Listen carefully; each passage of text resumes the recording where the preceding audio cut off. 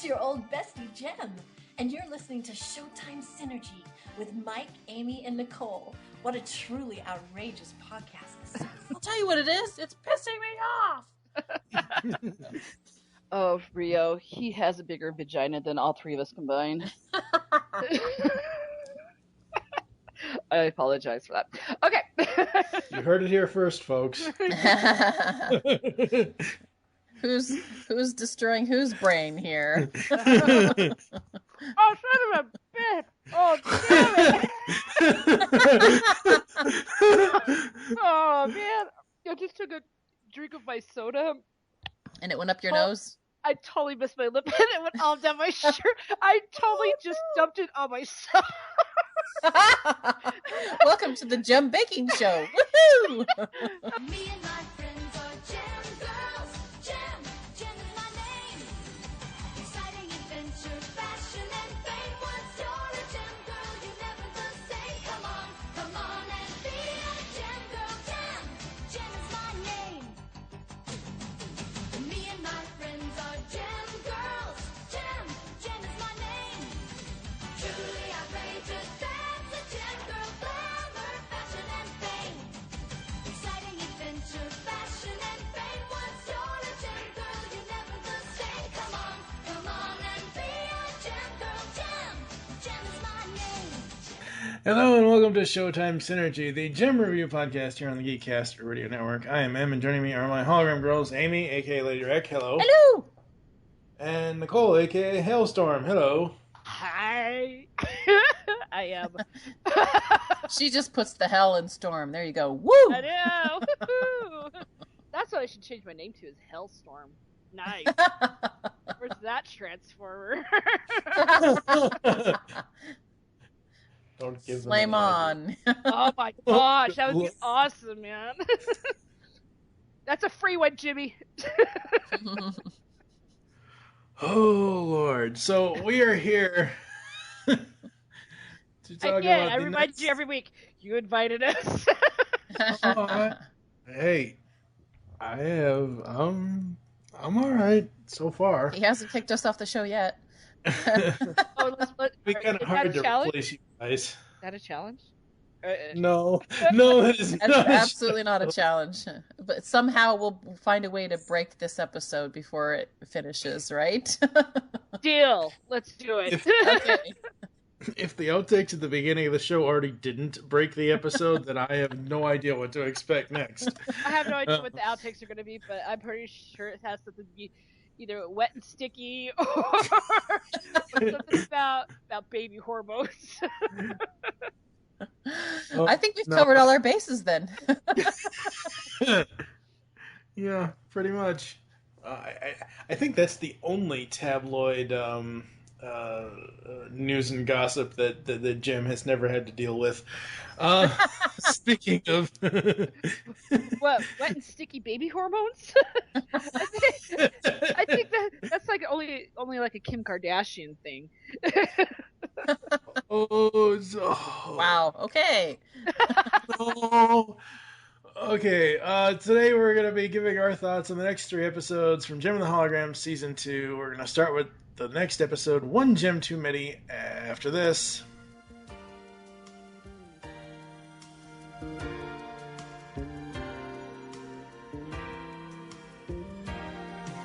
Imagine me free from care, light as a feather floating on air. Imagine me, can't you see how lovely it would be? Imagine me breezing through, never a worry, nothing to do. Imagine me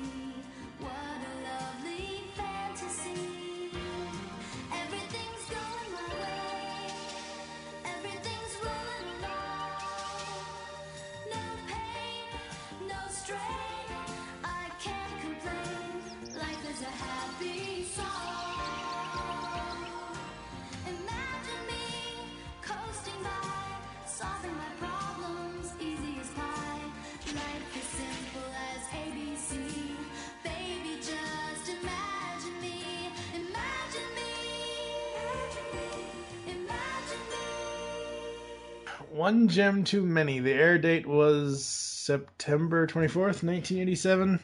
Jerica, stressed out from dealing with tax forms and the usual trouble at home and the office, gets into trouble with a nasty-tempered Jem impersonator, obviously. We'll talk about that in a little bit. Whose outrageous public meltdowns and temper tantrums threaten to destroy the real Jem's career.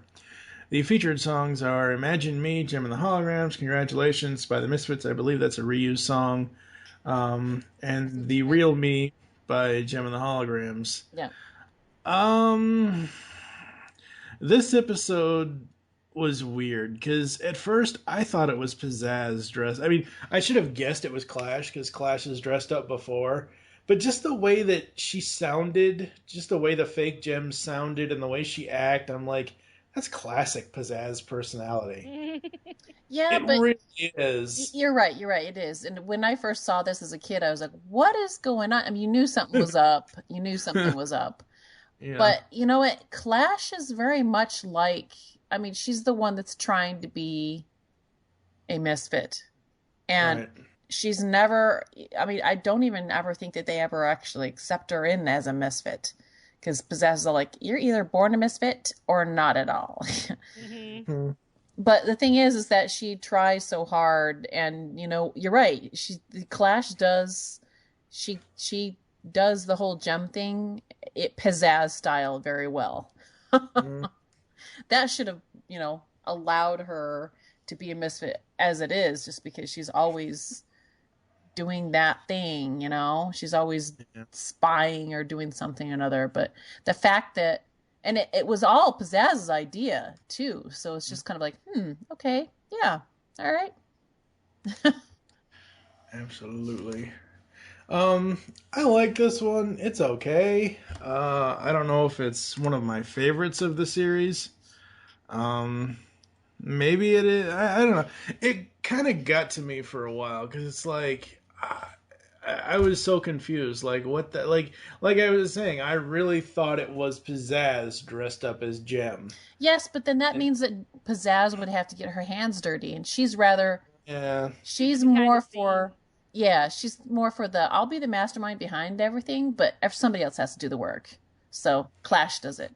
And And that's a Clash wants to drastic. Well, Clash wants to be a part of the group, and so she'll do anything to be part of it. So Almost Right, to a but desperate that's- sense. But that's kind of a character change for Pizzazz because she was doing all this crap in season 1. She was wrecking stuff. She was throwing tantrums. I mean, so. Oh, getting absolutely. old. But at the same time, she's also has somebody else do it. So, I mean, you know, we've seen her do that where she's like, I'm not going to do the work, you do the work. Yeah. So, And I personally, I don't blame her wanting to play with Tech Rat's cool stuff. oh yeah. Who doesn't? I mean, really, who doesn't? Come on, that's some cool stuff he's got there. But the other thing is, Clash has always been the spy, and she's always been the one that can, like, you know, Right. mask herself too. So it's very much Clash's thing to impersonate somebody else. So Right. it makes sense. And I really liked the fact that Pizzazz was kind of like the mastermind behind it. He was like, finally, something that actually works. That's Pizzazz's idea. Because it was a really good idea. And they followed it all the way to the end. And the only reason why it didn't work out, yeah, I liked the little twist to that, you know. Clash can Yeah. only impersonate so much. And then she's got a limit to it. So, yeah. Yep. Any other thoughts on the plot, Nicole? Nah, I think we pretty much covered it. I also have to put in here because I liked this. They had Flint Westwood and Sigourney one of my- Loomis. Yeah. Yeah, you could totally tell that was a ripoff. But still, Well, isn't it yeah. come into play like the Sigourney Loomis in a later episode where they have like movie stars and stuff like that? It might. I think it does. So yeah, we'll come back to that later.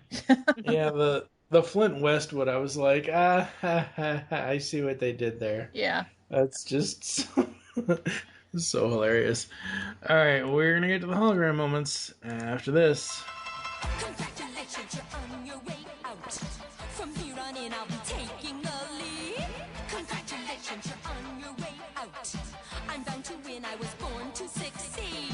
Congratulations to me, congratulations to me.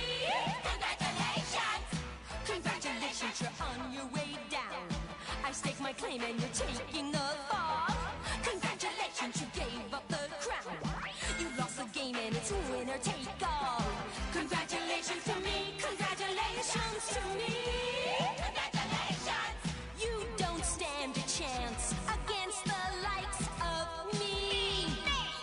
Take a backward glance, you'll soon be history. History. Congratulations, soon all that you see is people saying congratulations to me. Congratulations to me, congratulations to me. Congratulations, congratulations to me, congratulations to me. Like I said before, I like the constant misdirection with the gem figure because like we already said in the plot, I really thought it was Pizzazz because let's face it, that's how she acts. That's how she would basically, you know, even though she's impersonating Jem, she would basically use her own horrible personality to say, like, there were a few times I thought it was the voice actress for Pizzazz talking as Jem, as the fake Jem. Obviously, we know it was Clash. I didn't think it was going to be Clash. But I did like it. I really, you know, I know I've complained about this in the past, but I gotta hand it to Eric and the Misfits. They actually are playing this plan right. They're not screwing up. They're playing the long game, at least for this one episode, and, you know, none of the other Misfits are doing stupid stuff or anything like that, which is really, really cool. I have to agree there. I think this is their best move ever of trying to discredit her. Yep. So, yeah. What else did you like about this one, Amy? There's a lot of stuff I actually liked about this one. I liked the whole Imagine Me song that they did. It was kind of great to see how much stress Jerrica has been balancing. You know, the act of being a rock star, starlight mom, and businesswoman. And, I mean, she just wears so many hats to actually see, like, the holograms really kind of believed that she was having a nervous breakdown, which it's understandable because she's always doing stuff. And she does, and you're right, she puts on the Jerrica. She puts on herself when she's got work to do, and you know, it was very relatable and realistic. So I really like that. Well, yeah, we've seen how many celebrities play. I mean, Britney Spears comes to mind when she decided to. She went crazy there for a couple of years, and she had to go away for a couple of years to get rid of that image. Thank goodness, you know, some other celebrities took her spot. Looking at you, Miley. You know. She hasn't stopped being crazy. Oh, Yeah, that poor girl needs help. But it just really humanizes the character, so I just thought it was really good. But I like the fact that when Jerrica asked Rio to mail the letters, he's like, "Hey, for you, anything." I was like, "Yeah," because now you got a taste of evil Jem. It's like now you're gonna go back to Jerrica. Jeez. I like evil Jem. You like evil anything? I do not. You lie. I don't like people that are mean to animals. Oh, that's where you draw the line. No, yeah. I meant in your fandoms, you like evil anything. Oh, I like the bad guys because they have more personalities. So in other words, you would be really angry with one of the Decepticons if they were bad to Bob. Oh my gosh, I probably would not forgive them. Wait a second. What? Do you not know who Bob is? Wait. Are we talking about Bob the dog or Bob the other Bob? Bob the Insecticon, yeah. Oh, okay. And the dog is Buster, not Bob. Yeah. Okay. Oh, if anything happens to Buster, I will be so mad. Oh, Thundercracker would be just beside himself. Thankfully, he's not writing Rid. He's writing more than meets the eye. So I don't think either Barber or I don't think he's that cruel of a guy to kill off the dog. No, but James. He's that Stephen King. James is kind of questionable. You're like, you know what? I don't know there. That's a really good question. I don't think I would ever forgive James if he ever killed off a dog. I don't think I could. No, I'm talking about Bob here. The dog is in a different, Bob's yeah. Much dog. Bob, yeah. Anyhow, okay, so oh Lord, I'm sorry. You already went off on this tangent. All I can think of is don't ever let Margaret write Bob because she'll kill him. She hates Insecticons. But Bob's different other Insecticons? He It purrs. doesn't matter. Margaret hates Insecticons. No, Maybe she'd make an exception for Bob. because Uh, Bob is awesome.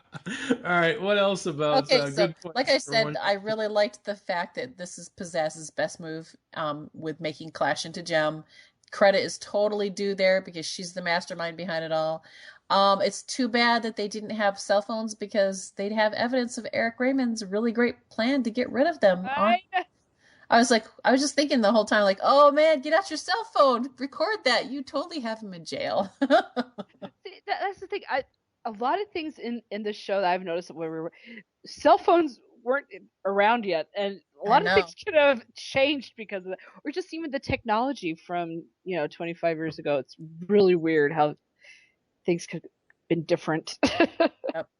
And last, and certainly not least, I loved the fatal flaw that Clash has, and that she can't sing to save her life, and that's what Yeah.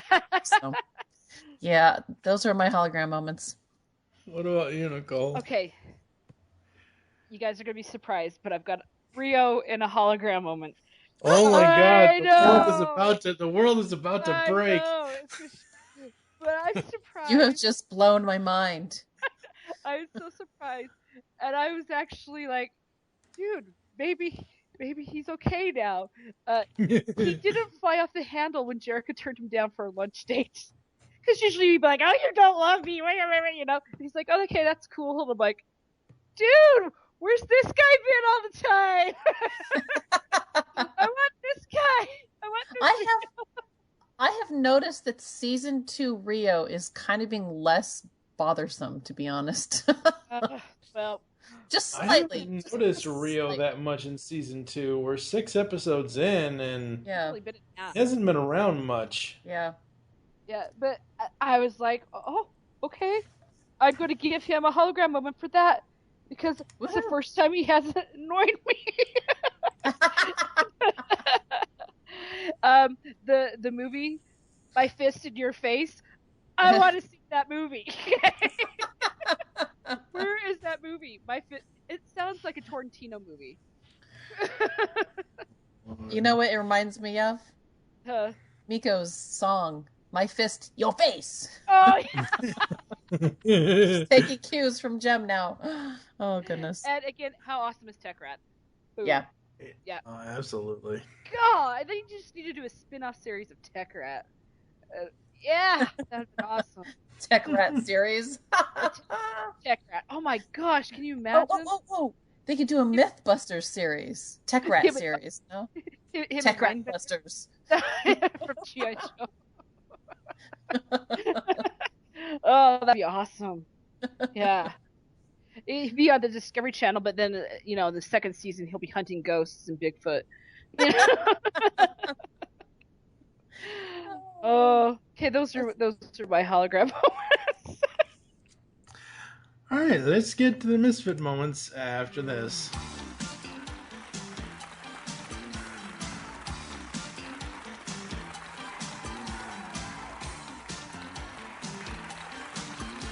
The girl you saw before, that's not the real me. The girl who made you soar, that's not the real me. The girl with her nose in the air, who put you through such agony. That's not the real me. No, that's not the real me. No, how could I be so unkind? I'd have to be out of my mind. A girl that's mean and cruel, that's not the real me. A girl who plays the fool, that's not the real me. If ever I don't seem to care, just look into my eyes and you'll see that's not the real me. No, that's not the real me. That's not the real me. All right, it's time for the misfit moments. So no video recap, just a rough ending again. Then again, I was watching it on Netflix. I haven't checked my DVDs.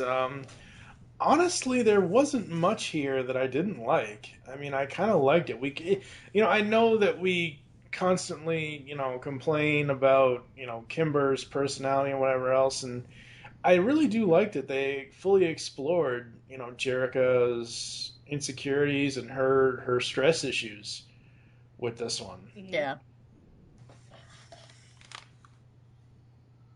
So, but yeah, I mean, there wasn't really anything because, like I said, Eric and the Misfits really played this one to the hilt. I mean, they really didn't screw up. Of course, the plan blew up in their faces because Clash can't sing to, save her life, but still. Amy, what about you? Anything you didn't like about this one? There were a few little misfit moments. Jerica's mom moments, yeah, flashbacks to my reality. But at least the Starlight Girls are quick to say, I'm sorry. Unfortunately, I don't get that. I have to battle it out with my kids. So I was like, oh, geez. I think as it's really great, like all of the gem moments, but hopefully, in real life, we hope that people really don't talk and act like that. Yep. It's a big roller coaster ride of WoW, but, I really expect that kind of behavior from people like, Pizzazz, but not Gem. And so it was like a, ooh, ooh.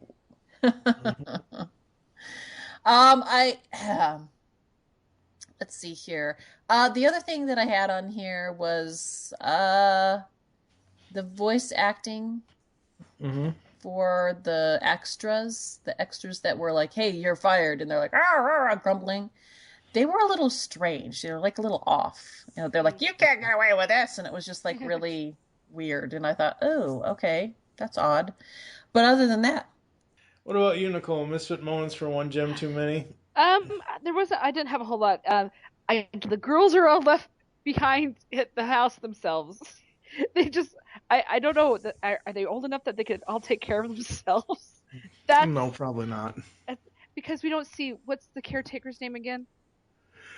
This is Bailey. Yeah, I know she comes in later on, but it's just like, I wish they would say that these girls are okay, even though all the adults are gone. It's amazing that the house is not destroyed. Just saying. Mine would destroy the house. Just that'd be kind of fun. Getting their rock star on, right? That brings up another thing. If the girls are left by themselves all the time, okay, people go exploring. How come none of them have found synergy? Yeah, that's true. She's behind a hologram. I know, but wall. But sometimes you go mess around and stuff, and accidents happen. True. I mean, you're running after your, Yeah. What if someone wanted to What if someone wanted to put up a picture on that wall, and the first nail, the hammer just disappears? It's more than likely that several of them would find it at once. They'd be like, "What is going on here?" And one of them would like freak out, like, "There's something wrong with this wall." And then they'd be like, "Ah!" They all fall in and be like, "Whoa, look at this!" And they all turn into Keanu Reeves. Oh Lord, dude. Sorry. God. I was worried that they were acting so much like today's celebrities that I was just wondering when the no underwear shot would be turning up. Oh Lord. And then my other misfit moment is Rio ever going to get a new van? Because it was on the ferry, but no one ever said anything about the van after it got destroyed. Those are my misfit moments. As you can tell, deep thinking here. All right, we're gonna move on to the next episode after this. Sometimes I feel so alone and loose ends. Sometimes don't know where to turn or who to call my friends. But I'm okay. I'm okay. I have faith in myself. I'm okay. I'm okay. I'm gonna make it through today. I'm okay. Sometimes I go through so much in my mind. Sometimes the space that I need is no place I can find. But I'm okay. I'm okay. I have faith in myself. I'm okay. I'm okay. I'm gonna make it through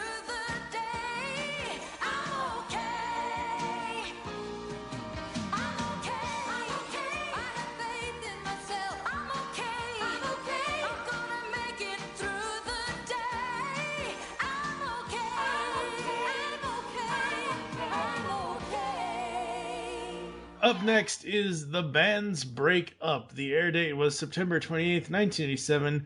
Upset with the way their bands treat them over Jericho's objections, Kimber and Stormer form a friendship and subsequently decide to form a duo and begin performing together. They are extremely popular and try to release an album. Sleazy record executive tricks Kimber into using her shares in Starlight Music as collateral to finance the project. It turns out that it's a plot by Eric Raymond to get control of Starlight Music. Kimber! When he and his goons try to sabotage the recording process, frustrated and saddened by Eric's attempts at sabotage and not knowing what to do, Kimber and Stormer go to Jericho for help, and Jericho applauds the duo's musical talents and agrees to help finish the album and release it, which sells very well. In the end, Jericho offers Stormer a place as a member of the Holograms, but she goes back to the Misfits with the understanding that they will treat her better, and Kimber and Stormer remain friends. The disc, how's that gonna last? Yeah. Featured songs in this is I'm Okay by Kimber and Stormer, Bad Influence by Jem and the Holograms and the Misfits teaming up, and Getting Down to Business, Jem and the Holograms, which is a reused song. Another song that was in this one is Broken Glass by the Limp Lizards. Where's Stone Cold Austin when you really need it? I'm not kidding. I was so happy with the Limp Lizards coming back. That was actually one of my hologram moments. I was just like, oh, It's great to see them, but I can see why they're like stuck, singing in a bar scene. I don't care. I think they're Broken awesome. Glass was really kind of sad. I liked it. I really did, because they had the sound of breaking glass in the background too. It was very ear-shattering is what that song was. They were trying to be creative, and I'll give them credit for that. But poor Limp Lizards. Not enough love. Kimber and Stormer teaming up. This isn't something that I would expect, honestly. I mean, I know I've said that Stormer is pretty much the nicest one out of the four Misfits, because let's face it, she is. Yeah. You say that like I'm going to say a bad thing next or something. You're like, yeah, but what are you complaining about now? No, I mean, I like it. I just think it's the two least likely people from either side that would team up. Actually, I think it's kind of after watching this, because I know we've been like leading up to this saying, oh no, they're going to go off and do their own thing soon. And this is that episode that we've been alluding to for the the whole show. Yeah. Because I like the team up, but it does really kind of show how naive these two guys are. Mm-hmm. I think out of all of the characters, I think Kimber and Stormer are the most naive of each team, because put them together on their own and they make a lot of mistakes. Mm-hmm. I mean, they have a great thing going on, and yes, they have their reasons for leaving, which were very valid. They do need to kind of show the rest of the group just what they bring and what they represent to the rest of them, but they do have this. They're like the younger two. They're the ones that just kind of they get walked on a lot. I mean, not tons, because Kimber really does deserve a lot of her issues. But they just, they're the naive. I'd say the most naive of each group, and to get them together is both good and disastrous at the same time. What about you, Nicole? This is one of my all-time favorite episodes. It really is, because it's one of those ones that stayed with me even when I was younger. It was just something different. Like, oh, we're finally getting a good mashup. What it would be like. And like I said before, bands have broke up, gone their separate ways, gone solo artists, and all that mishmashy stuff. So I honestly thought there was. I just wish that. The only thing that they would have changed is at the end, Stormer would have grown some and stood up to the Misfits a little bit more. Yeah, I'm kind of right there with you. I mean, it just because they kind of leave it hanging there.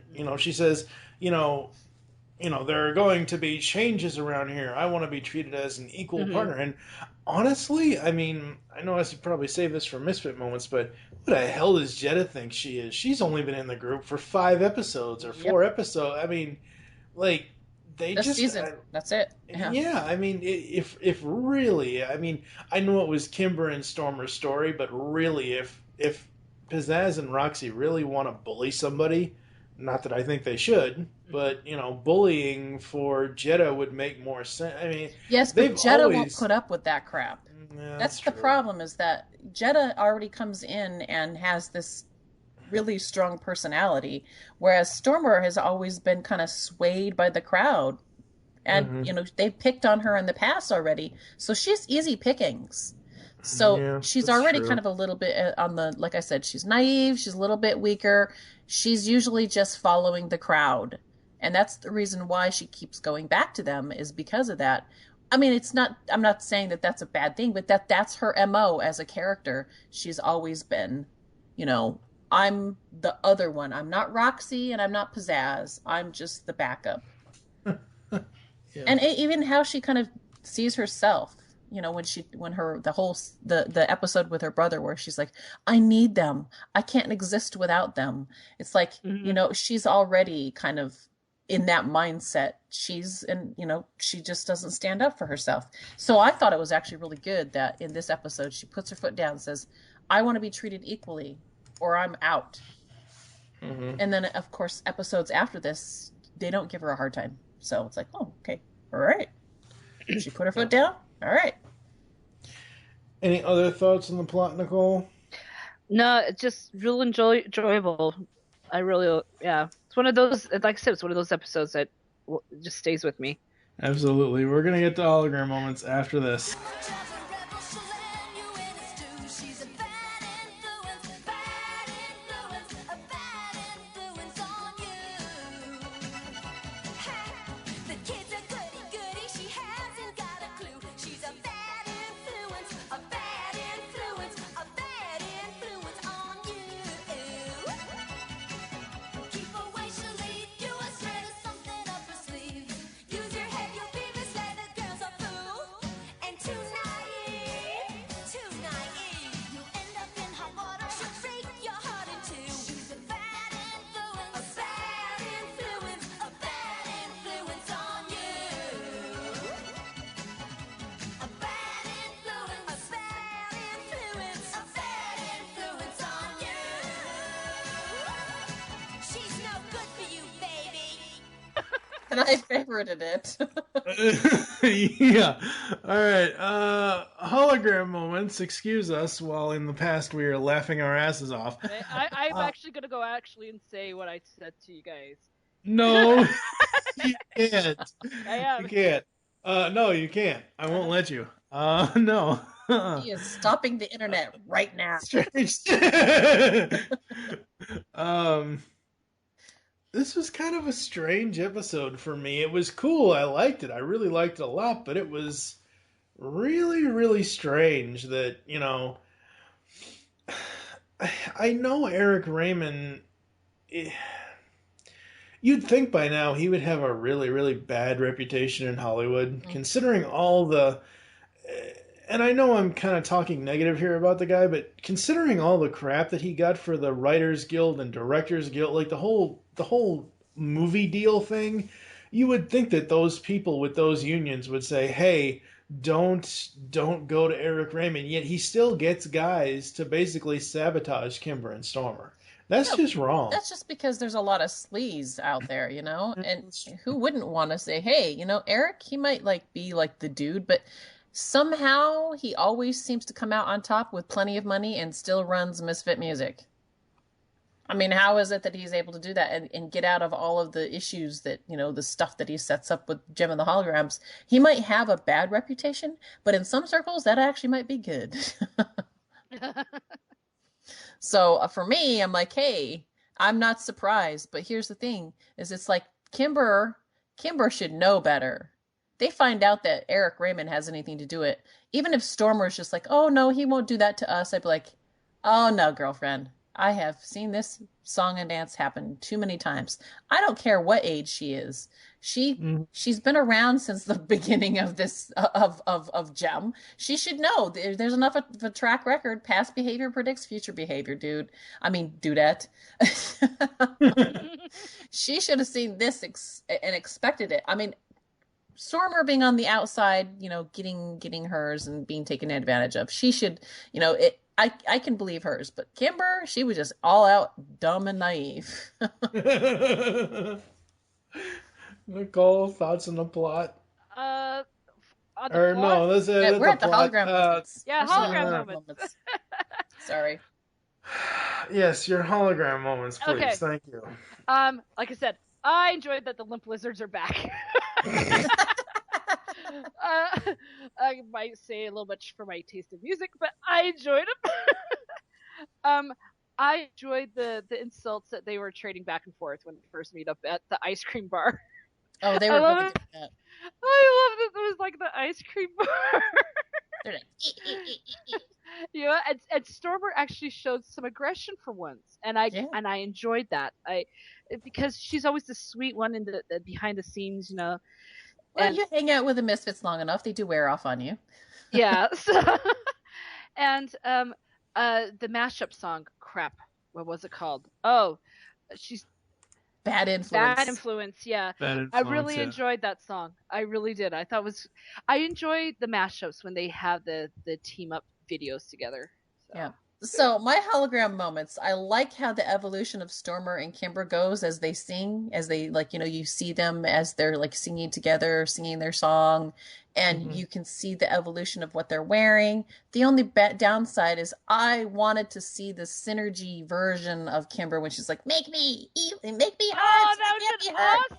Oh, that would have been awesome.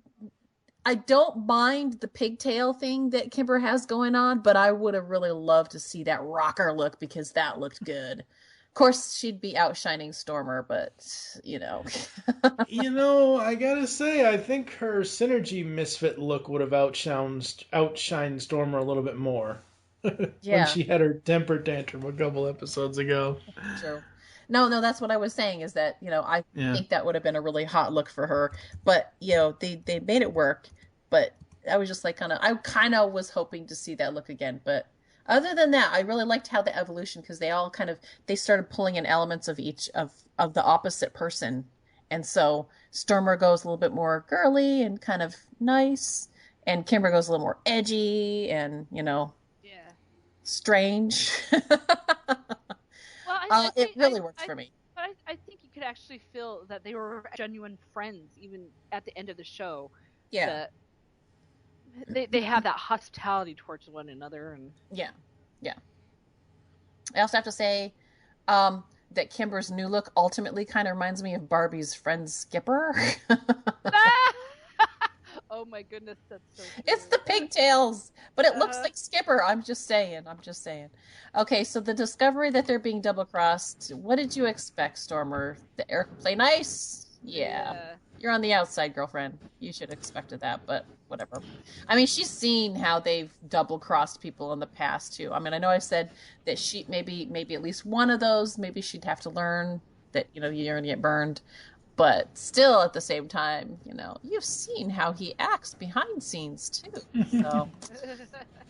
But it was still a great moment for them as individuals to see that for themselves, to have to experience, firsthand, Eric is who he is, and he's going to be like that way. I like the fact that the Misfits bribe Stormer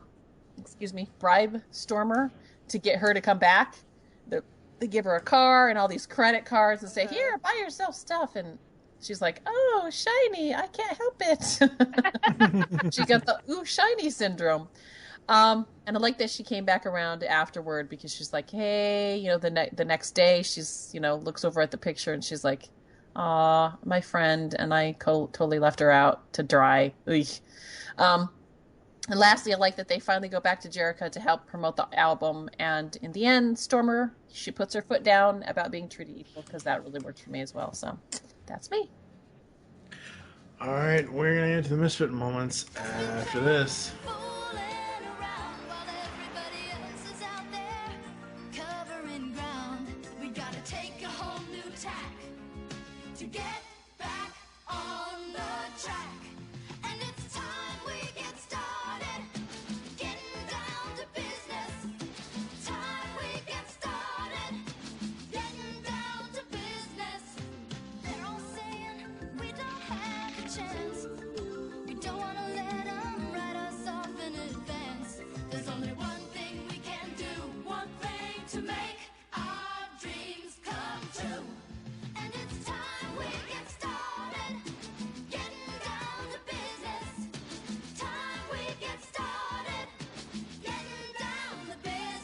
All right, misfit moments for the band's breakup. Amy, you can go first. Okay, sorry, I'm So we looking don't at forget tweets. you. Okay, so misfit moments. Um, hmm. Let's see here. Sorry, I'm looking because I've already mentioned something, so I thought, I already said that the broken glass by Limp Lizards was a little. Yeah, I can see why they're in the bar scene. It's good to have them back, though. I mean, really, really. I know I put it in the misfit moments, but at the same time, we need more Limp Lizards in the background every once in a while.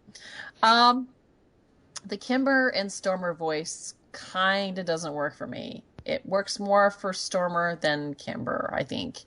Like the singing voice. It's just, I'm okay. It was great, but it's just the fact that they both share the same singing voice, and I was kind of disappointed in that. But I mean, it is what it is. Like I said, it works more for Stormer than Kimber. But anyhow, the fact that Kimber and Stormer seem too ridiculously naive about the contract thing seems a bit off for me, because hey, does Pizzazz do all that stuff? And does it? And she doesn't rant about Eric and contracts. And on the same hand, does Jerica never talk to her sister about any of the holograms and contracts? That just seemed a little off for me. Like they would be that naive about contracts, because they're mute. It's just like they need to get a manager. They just started. They like, hey, let's do this together, and boom, Yeah. Well, and that's the thing. It's Jerica is the manager over in the hologram camp, and I'm not quite sure who's the manager over in the Misfit camp. I don't think Pizzazz. It's Eric and Pizzazz both. Yeah. Because they're the control freaks. Because let's face it, their business practices aren't exactly going to win them a better business bureau reward. Probably not. Still, the fact that Kimber is not in on that. I mean, she's a sister, so she should at least be involved in some of the conversations, unless she's like, no, Jerica, I really am not interested. And she'd be like, you need to be involved, because one of these days you might need to be making some decisions too. And she'd be like, oh, I'll do it later. I mean, I can see Kimber being like that, but we didn't have that. So we don't have anything to kind of base it off of. And it just seems like, unless she's all out refused, I don't think that she would be that person that would not have any idea how contracts work. And it was a little naive of her to like, oh, I'll just put up my share of the Starlight, Starlight music. And I'm like, yeah, that's a bad idea, girlfriend. You should know better, because your sister would be hugely in trouble and steamed at that if you screwed it up, especially since it's from your family. And it just, the idea of it just seems like it's a little too naive of Kimber. So that's why I think everything's a little too naive of Kimber half the time. Especially since, hey, if you're willing to, I don't know, the fact that she's got guys that are attentive to her and whatnot, and she screws around with their hearts the way that she has in the past, but yet she doesn't know about contracts. Just something about it just seemed it didn't work for me. I'll say this: why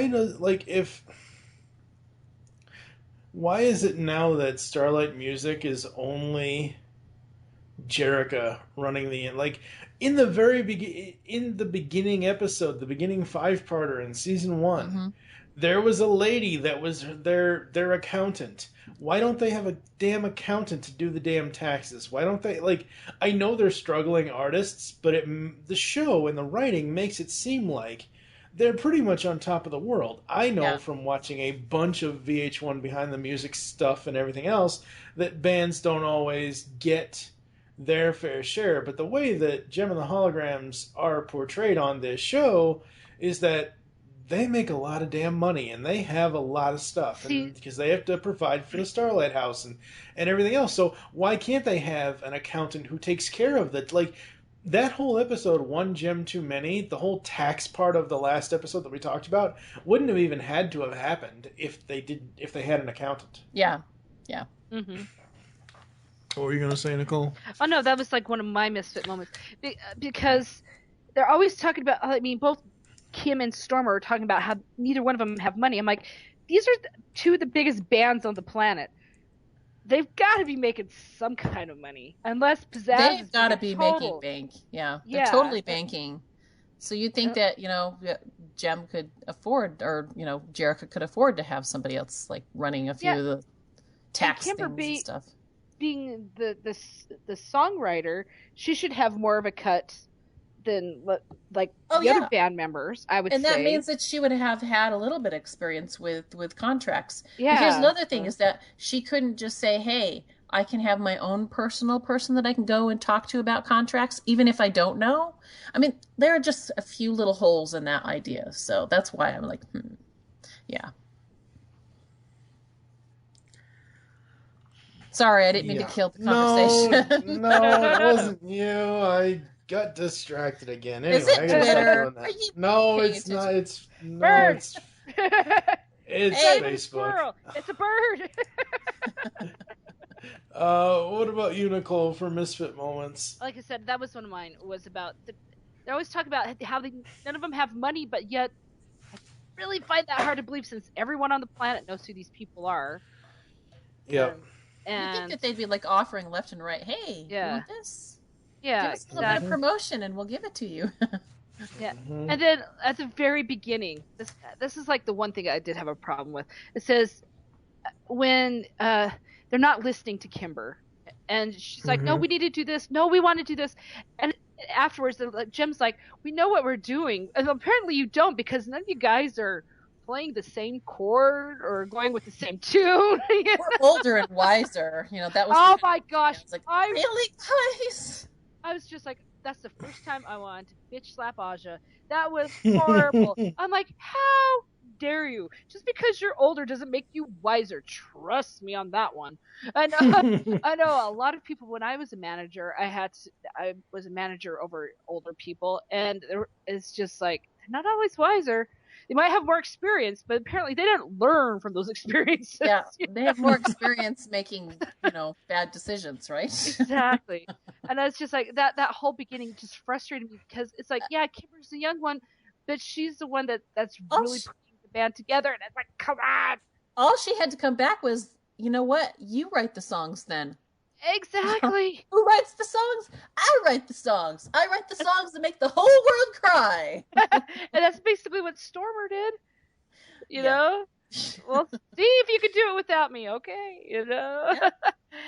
And let's see, what else did I have? Nope, we've already talked about everything. So, yeah. The only thing for me is I think the ending wrapped up a little too nicely. Because the whole point of Eric even doing this was so he could get half of Starlight again. If they didn't perform, if they didn't get the album out, if the album didn't sell and become a hit. It sells, it becomes a hit. I mean, Eric doesn't even say, darn you stupid kids in that, that Kimber too. It's, it's like, it like, seriously, there was no, I'll get you next time gadget moment or anything like that. He's going to have a Wicked Witch of the moment, I'll get you next, my little pretty. I mean, there really wasn't any, well, I always pictured Eric wanting ruby red shoes too, so that goes together. Oh, Lord. Paint him all green with envy.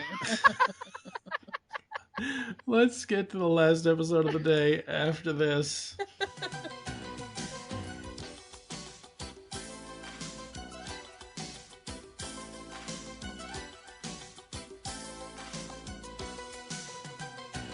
Everything's going in circles.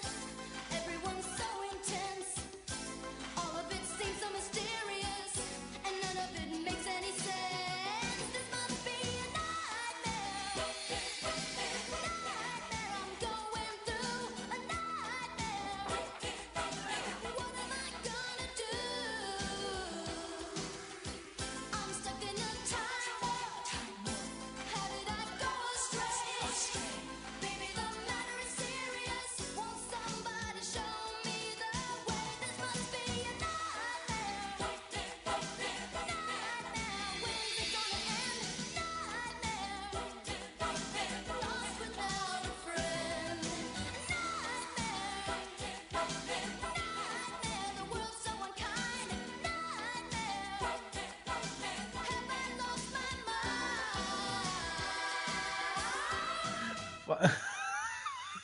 Fuck. Finally up today is The Fan. The air date was September 29th, 1987. Jem is kidnapped by a rich fan with the help of the Misfits and taken to a copy of the Starlight Mansion, with actors playing her friends in an attempt to find out her real identity. Songs featured are Nightmare, Jem and the Holograms, Who Is She Anyway, which is a reuse by the Misfits, and I Believe in Happy Endings, which is another reuse for... So, are they just doing one new song per episode now? No, I think the next episode has 2 new ones. Okay. And the other song that was featured was Truly Outrageous, Jem and the Holograms, which I know that was... They didn't even have it in this episode. I was actually like, what? Where's Truly Outrageous? It wasn't even actually in this episode. I think it was like a sample in the background or something. Okay. It wasn't... I don't know. Because I was going to say, when I went through, I was like, that one wasn't played. Where was that? Where's the Truly Outrageous? Oh, well. That was outrageous. This plot kind of, off air, last year we keep talking about how Nicole, breaks all of our brains. I think this episode plot broke my brain watching this episode. Yeah. Because this started off like no other Jem and the Holograms episode has ever started. I wasn't a fan of this episode. I think out of all the episodes and that we've watched, I think this is probably my least favorite episode ever. Mm-hmm. I mean, I hate to be a downer. Not as bad as China. I'm sorry. No, I think this one for me is a little bit lower than that, just because we've already used this whole idea of trying to get her to reveal who she is in the past, and so it's even a reused plot. Mm-hmm. And so that's why I kind of, I don't know, I have a lot of misfit moments on this one, and they're not pulling out things that I thought were hilarious. No, it's just to kind of, I don't like to end episodes on a downer, but this is kind of like, this is my downer. But it's at least followed by Father's Day, which I thought was an excellent episode, which is going to be reviewed next show. Yep. All right, Nicole, thoughts on the plot? It's a little ridiculous. It's not even ridiculous. It's redonkulous. They've already done the twin thing a couple times, Yeah. Mm-hmm. And this was like, hey, let's just throw it in the fire and see what we come up with. And it just got a little carried away. And you know what, with an obsessed fan, they could have gone really creepy, and I would have liked that. I should have wrote this, okay? An obsessed fan? Yeah, I could do that. Okay. And he was kind of creepy, to be honest. I mean, the first thing he has like this really big social meltdown. Like, tantrums, we're not opposed to tantrums because Pizzazz gives really good tantrums, but they have to be at the right moment. And his were like kind of like, yeah, he had this strange, weird, creepy vibe, awkward. No, it was a little bit over the top, and yeah. I really can't say. I do have something to say that might surprise you guys, but we'll get into my hologram moments. Yeah. Okay. Cool. Okay. Is it just me, or did anybody else think it was Rob Paulson as the fanboy? As the voice of the fanboy? Who is that? Rob Paulson. Yakko. Are you serious? I could have sworn it was Rob Paulson. No, I'm serious. I could have sworn it was Rob Paulson. Like, when I was listening to the few times that he was able to talk, I could have sworn it was him. I actually tweeted him and asked him, and he hasn't replied, obviously, but I don't know if it was or not. But for me, I agree with Amy. The plot was completely... I'm not used to Jem reusing plots, especially this early in the game. They're not even two. Again, I have to compare to Mask. I mean, Mask, by their 11th episode, they were reusing plots out of 65. And it's like, I'm not used to Jem reusing this much stuff. Yeah. I mean, they have reused a few elements, but this one really felt really reused. Like, we've already been down this path before. Yep. It's like, well, if even if it wasn't done better before, it's like this one really went above and beyond to get outside of that reuse box. Pretty much, yeah. All right, we're gonna head to the hologram moments after this.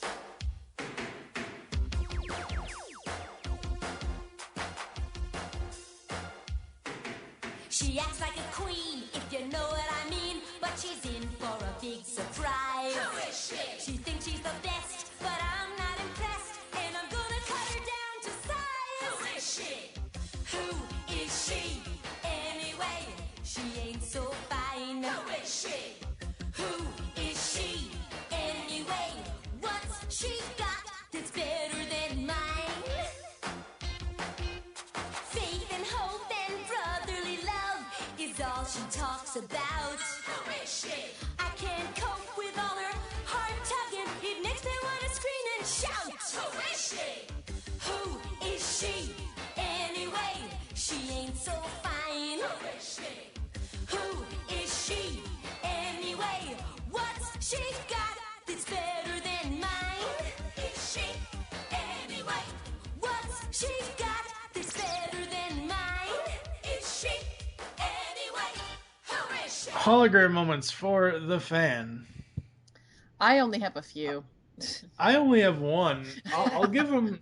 I'll and I don't even have that many misfit moments. I just think this episode kind of sucked all around. Yeah. I couldn't really pinpoint it either way, but as far as hologram moments, I'll give them points for the plot. It was weird, but interesting nonetheless. I mean, at least it wasn't a reuse. Mm. I mean, it was, but it was. I mean, it. I have a really big fatal flaw of this Okay. episode that's in my misfit moments, so I'll just stay quiet. Yeah. Nicole, any hologram moments? I only have one. Again, I think I may be broken because I'm going to talk positive about Rio again. Twice in one episode. I Wow. know. What's going on? Who's Cyclonus is her new boyfriend, Rio. No. Rio is his alter I ego. will come over to Kentucky and burn your house down for that comment. Okay? Ooh. I Flame triple on. dog dare you. Flame on! No, you didn't just say that. Really? I broke it. You know that? You know this? No, the pretend Rio. He was all nice and caring and sweet, and I'm like, can we keep him? I like him. We need him, you know? And he was just being so nice and sweet to her, and I'm like, okay, yeah. Until I like Jericho walks in the room, and then you're like, dude, who's your girlfriend again? Yeah, I was just like, you know what? I wanted to keep this Rio. I like him. That was my moment. I was like, I cannot believe I'm saying this. I think I am broken. I am broken. But yeah, that was my hologram moment. I was like, okay, that's kind of cool. I like this guy. I went to see him without the Rio do though. See who he was like underneath. and then you come to find out it's Sean. Oh, stop. That'd be awesome. Wow. What about you, Amy? Any hologram moments? I think maybe 3. Yeah, I think I have 3. Okay, so, and I had to really dig down. I really like the fact that Roxy's like, us? Hurt anyone? That's another one of her brilliant one-liners that I really liked. The Shayna lookalike, I wonder if she was a he, because the way her voice was, it was kind of weird. I thought, dude, is it real? Is it a guy?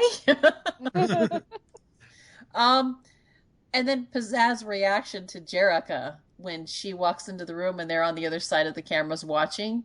Truer words yeah. never spoken. I mean, like, oh my gosh, Pizzazz like, Jerica, she came in the wrong moment. And she's like, absolutely. That was brilliant. She was 2 hours late and she still came in too early. Yeah. You know what? I really did like Pizzazz. I'll mention this. I did have one, but Pizzazz was actually quick thinking at the end there. Yeah. But she's like, they don't know that we're behind this. We got to stick around. I'm like, oh, Pizzazz, you're quick thinking. I love your evil mind. It's more than Roxy ever did in the previous season. Hey, Roxy would just wanted to get out of there, and I don't blame her. Don't get caught. Roxy's just crazy. I love her.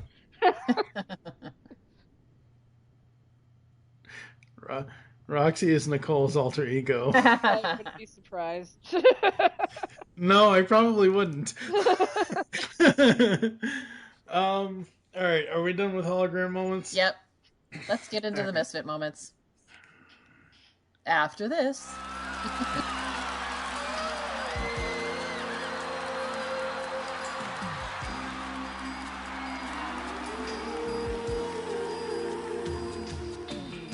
Tell me I'm crazy, maybe I know, but I believe in happy endings. I know it's crazy, still even so, I believe in happy endings. Just as I believe in you, my friend, I believe things work out in the end. Sure as there's a moon and stars above, I believe in happy endings. I believe in love. Just as I believe in you, my friend, I believe things work out in the end. Sure as there's a moon and stars above, I believe in happy endings. I believe in love.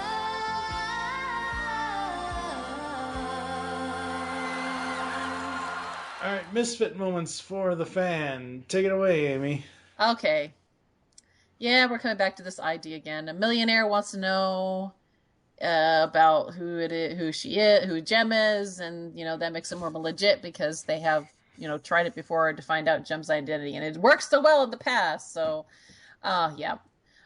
And I think we've mentioned this already. The guy pitching the fit is kind of really creepy, strange, immature. Let's see. Yeah, I expect that behavior, from a dude half his age. And I mean, it would have actually worked if he'd been like a little kid, but if not, it was just social issues. Maybe, I don't know. He had this, yeah. Oh God! Now all I'm picturing is IDW doing a Jem and the Holograms and Richie Rich crossover comic. Oh my gosh, I haven't thought about Richie Rich in years. Oh wow! At least when Pizzazz throws her fits, there's a good reason behind it, and it works even for her age. But this guy is just really awkward. So, Jem accepting another ride from a strange professional claiming to be working for Kimber. Really? Because it's worked so well in the past, right? You didn't ask for his credentials. You didn't come, to say, hey, I'm going to go in and call my sister real quick, I don't have a cell phone, but, you can't just ask. Especially because it was like, it's for her birthday.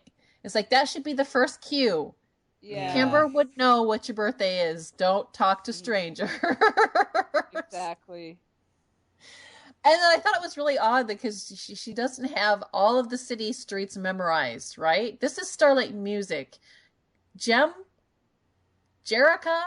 has lived here for a while. I mean, this is her dad's business. You can't tell me that she doesn't have the city memorized. I think she pretty much grew up here. And she's like, well, we go in the right direction. I was like, dude, that should have been your second tip off, right?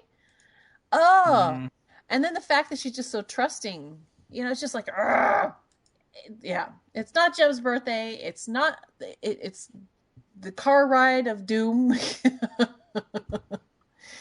And then on top of that, you don't notice that the Starlight Mansion is not in the same place.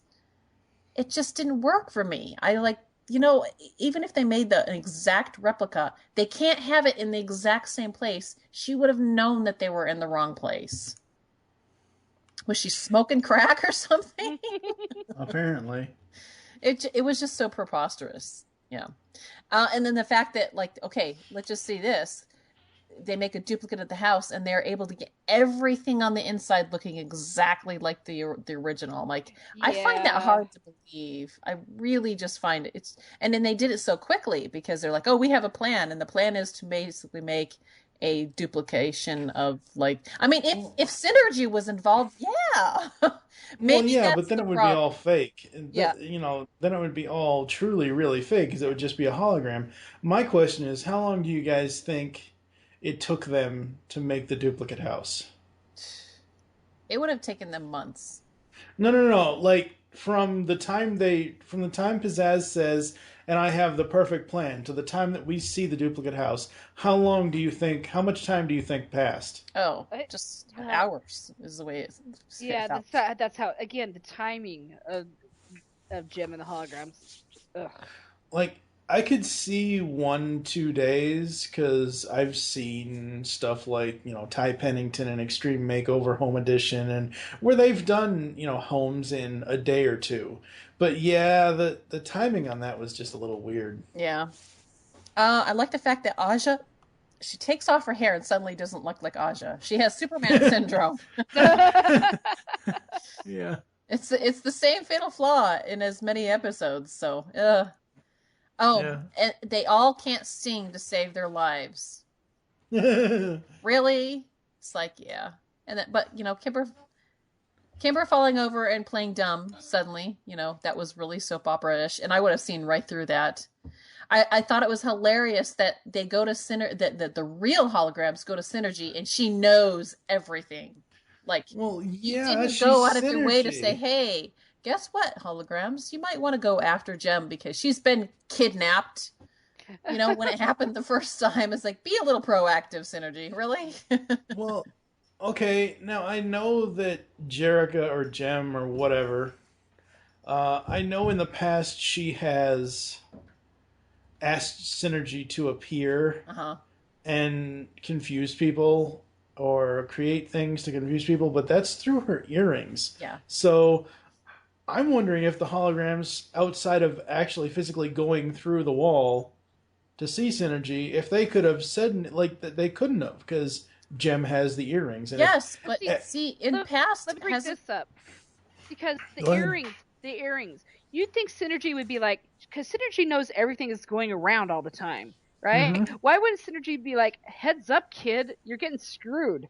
exactly. It's like, Yeah, I that's, mean, that's true. don't I mean, trust this person. this is It's just not much. Kimber. It's just as much Synergy's fault as it is everyone else's. Really? Is she supposed to be the smartest computer on the planet? You don't think she would give her a heads up about this? And if if she's tied into all of the things and stuff like that in the Starlight Mansion, they were at the Starlight Mansion. She can't just Hmm. call up and say, Jem is in trouble. Please go help her. Yeah. Yeah, no, they I don't know. It- It's too weird. Yeah, this is why this episode really breaks my brain. It's just the convenient, but lack of convenience at certain times. It's just, yeah. And then once Jerica showed up, okay, this is the part where I'd be like, I would be like, okay, I would be like, she gets what's going on, but it's like, okay, that's when it would really clue you in. This is a whole setup. And that's when I'd be like, if it was me, if I was playing Gem or whatever, I'd be like, I'd just start laughing my backside off, and then I would goof off, and I would totally roll with it. I would be joshing these guys. I would be like, you know what? You guys are right. It is my birthday. I want to have a birthday party right now. Yeah, I would have totally just played with it, just played with them big time. Um, but I'm also surprised that at the very end, once they find everything and it all, they're at the entrance going out of the house, and somehow they can hear this kid banging on the closet. So they run all the way back into the house to find the rich kid, and they all hear him throughout the whole house. That's how they were able to. I was like, if he was locked in there to begin with, shouldn't he have been doing that from the beginning? It would have totally clued Jem it off to what is that banging noise, Mhm. hmm. Oh, That's true. yeah. That's true. And how did he know that the Misfits at that point had run off? Well, I would assume he would have heard them leave. Like, even if you're locked up somewhere, you hear people. What do you mean, no? I said, yeah. I said, yeah. Okay. No, I didn't say no. I said, yeah, that's true too. They could have been in the same room, and once they said, oh, okay, we're getting out of here, then, but still, it's just Yeah. kind of like, if you wanted to get out, he could have made that much noise earlier and ruined the whole thing, and they would have had to, yeah. Anyhow, True. big break in that. It's just like those three things. Jem, you know it's not your birthday. Why did you trust the guy? And she would have known that this was all a hoax from the beginning. Mm-hmm. Just because there's no way the Starlight House or the Starlight Mansion would be in the same place. So. Yep. What about you, Nicole? My misfit moments? Yeah. Let's see, what can I add to the... Yeah, there's just so much wrong with this. Oh, okay, first off, again, the Misfits and the Holograms are some of the most popular bands on the planet. How come this kid didn't know who the Misfits were? Really? True. If he's that obsessed with Jem and the Holograms, I'm pretty sure he's read an article where the Misfits have screwed them over sometimes or somehow. And he would be like, no way, you guys are their nemesis. Exactly. Again, it's his fault and Synergy that this episode sucks. Okay. Synergy failed. She failed. She was like the mastermind behind the whole thing. Oh my gosh, that would be awesome. This is a horrible plot to just kill all of them. And then you find out that was actually Harvey, Pizzazz's father, who actually built it and funded it. Oh my gosh, awesome. I still need So you basically want to turn Jem and the Holograms into 2001: A Space Odyssey? Really? Seriously? Why not? They did that movie needs another remake. No, it doesn't. This is what fan fiction does, people. This It breaks your brain all the wrong why I'm ways. not allowed to write it. Yeah, I'm sure that it's just so many. You know, Amy's pretty much said the rest of it. I just thought that was crazy. Like, why doesn't he know who these guys are? Yeah. Mm-hmm. Yep. For me, the main problem I have is the voiceovers over the cameras. Like, I understand that's for us, the audience, but I know that when you set up a house like this, you set it up with a PA system. So if you're monitoring, it's like, look at Big Brother. Yeah. I mean, there's so many times where the producers or whomever says, please come to the diary room or please go out to the So I'm one, you know what I mean? It's there's like there's another point to be had too. And remember, this is the 80s. Yeah. Cameras were not small and compact, so no, they weren't. There's no way that they could have hid all of the cameras. Yeah, She no. would have seen those. Yeah, she would have. All right. Yeah, I didn't even think about that either. Lightning has struck my brain. Yeah. Mm-hmm. Much like everything else that struck our brains on this recording. Yeah, exactly. It's like, oh God, all three of us are fried eggs at this point. This is your brain. This is your brain on drugs. This is your brain on Showtime Synergy. Yeah, pretty much. All right, we're going to take a quick break, come back with ratings and final thoughts after this. Jem will be right back after these messages. Here at the GCRN, we have been assimilating the world of geekdom for over 5 years now. The Geekcast Radio Network brings you a multitude of geek content, from blogs and reviews to podcasts covering comics, film, TV, cartoon, gaming, and so much more. If we don't have it, We don't have it. We partner with the best and most diverse podcasts on the net, covering Doctor Who, G.I. Joe, Punisher, Turtles, and more. We have more than your ears and eyes can handle. Join the Geek Revolution at geekcastradio.com, and remember to unleash the geek in you. And now, back to Jem. Alright, we are back, and it is time to rate today's episodes. Amy, what are you going to give the first episode, if I can find the stupid title, One Jem Too Many? I thought that One Jem Too Many was really good. I rated it a 4. There wasn't a really big shebang in this episode, but what really made it for me is the fact that Clash couldn't sing to save her life. And because of that, it was this little unexpected twist I really enjoyed this episode, and it's probably the highest rated non-Christy Marks written episode that I've rated at this point. Oh yeah, I'm sorry. Before I ask Nicole what her ratings are, I should have had this written down, but I want to go over the writers for today's episodes. Buzz Dixon was one Jem Too Many. Marv Wolfman and Sherry Wilkerson were the band's breakup, and Beth Bornstein was the fan. Yep. Nicole, rating for one Jem Too Many, please. I have the same rating too, 4. I really enjoyed this episode. It was fun. 4's all around. I think the only thing I took a point off for was the fact that it just kind of ended. Again, it was one of those episodes that just kind of closed and then the closing came in. Yeah. What about the band's breakup? For me, I rated this one a 3. I liked the idea of Kimber and Stormer, but I had a problem with a few of the plot points, especially the contracts part and how little girlish they both came off as. It felt a little dumbed down because of that, and so my enjoyment kind of went down a little bit. But other than that, I rated it a 3. Nicole? I give this one a 4 as well because this is one of those ones that stood with me for a long period of time, and to me it still holds up. Yeah, there's some ridiculousness in it, but I still enjoyed it. Yeah, we can I mean, yeah, sure, we analyzed it for the show, but I mean, in reality, does it really take away your enjoyment of watching the two of them team? No, I like I said, it's probably one of the episodes I always remember, and I still enjoyed it. I really liked it. So, all right, I'll give it a 3.5. There you go. What about you, Mike? It's like we have to twist your arm here. I'm also going to give it a 4. I was going to give it a 5, but the whole contract thing just kind of that's one thing that makes a point go off for me. And what about the fan, Amy? This is going to be my lowest one ever. I think this is going to be the lowest one for any of us ever at this point. The China one still is horrible. Even the China one has a little bit more saving than this one, I honestly have to say. So far from me, this is the weakest one this episode.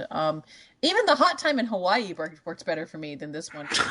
I mean, really. Oh, wow. I think I rated Hawaii that. had some good moments in it. It did, and I think I went that back. Stupid tune in your head all the time. We're misfits in Hawaii. No, I think I rated that one a 2. Because the song was quirky and all that. It worked. It was worth a point just for that. But this one kind of really didn't even have that much music attached to it. So it was like, They had Nightmare. That was the only thing that was the only song that was original. Everything was kind of used all over again with Who Is She Anyway, and I Believe in Happy Endings. Yeah. This doesn't have anything in it that made me really want to say, okay, yeah. I mean, I had to dig the bottom of the barrel to get the hologram moments. So I rated this one a 1. Oh, really? Yeah, it's there. Wow. Sorry. It's that low, huh? I hope that I never have to rate another episode that low again. So I think I rated the China one 1. That one just really gets on my tits, like I said. I don't know what it is. It's horrible. Really, huh? I hated that one. To me, this one wasn't that bad as the China one, but it's up there. I gave it a 2 because I enjoyed Rio, the nice Rio. Yes, but it's a lie. It's a lie. I don't care. I finally said I kind of like it. Whatever you get, right? You'll take whatever good version of Rio you can find. My mind will be changing in a couple episodes.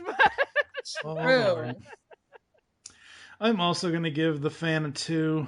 The only reason why it gets 2 points is I believe it's Rob Paulson as the voice of the fan. The rest of it, it's too weird. It's just too weird.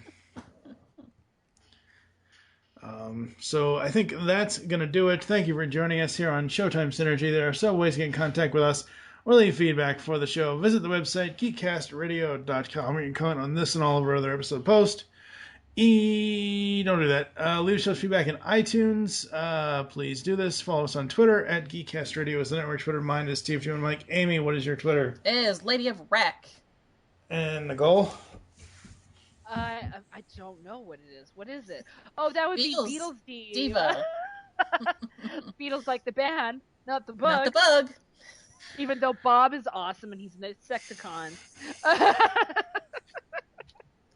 Become a fan on Facebook. Go to facebook.com/GeekCastRadio Network. Call the voicemail line. Tell us to show you the message for and enter your name. 502-526-5821. Shut up. We hope you enjoyed the latest episode of Showtime Synergy and wish you'll join us next time when we'll be reviewing the next 3 episodes from Jem and the Holograms Season 2, those being Shut Up! That's the title? Sweet. Father's Day, The Treasure Hunt, and Aztec Enchantment. For now, I am M with... Insecticons rock. And... The broken bot. Tune in next time and almost get truly outrageous with Showtime Synergy. I hate you both.